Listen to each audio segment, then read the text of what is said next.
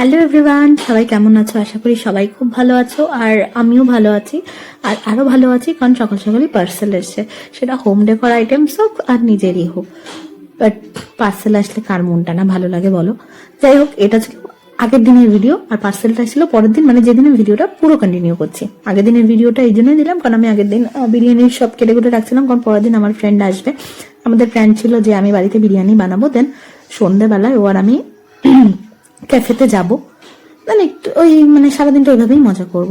তো সকাল সকাল যাতে এসে কোনো প্রবলেম না হয়, আমি যেন তাড়াতাড়ি বিরিয়ানিটা করে আমরা একসাথে কিছুটা টাইম স্পেন্ড করতে পারি।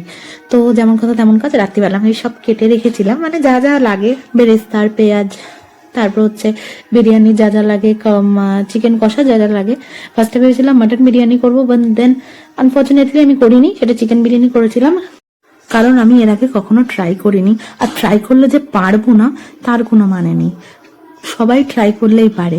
ইনফ্যাক্ট ফার্স্ট টাইম সবারই লাইফে সবকিছুই ফার্স্ট টাইমই হয়, সেটা খাবার ক্ষেত্রে হোক, ড্রেস পরার ক্ষেত্রে হোক, বা কোথাও এক্সপ্লোর করার ক্ষেত্রে হোক। সবকিছুই মানুষ ফার্স্ট টাইমই করে, আস্তে আস্তে সেটা মানুষ অভ্যাসের দাস হয়। রাইট?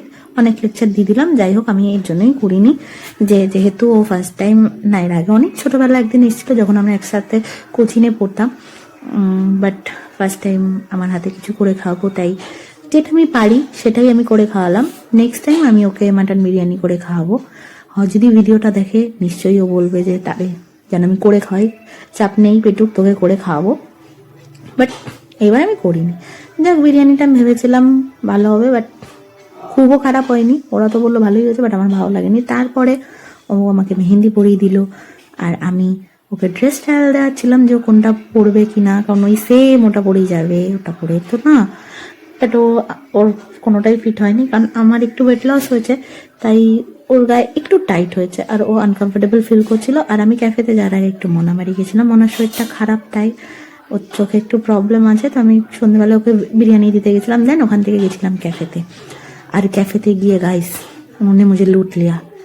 इत्तू सा तो चाय दिया और इत्तू सा पकौड़ा, बट इतना पैसा ले लिया, वैसे भी मैं भिखारी हूँ और ज्यादा हो गई। Anyway, just kidding, but it's true.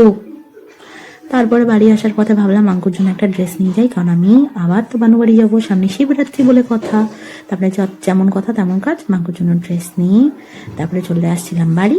আর এই যে এই ছবিগুলো আমাকে তুলে দিয়েছে, কেমন লাগছে জানিও।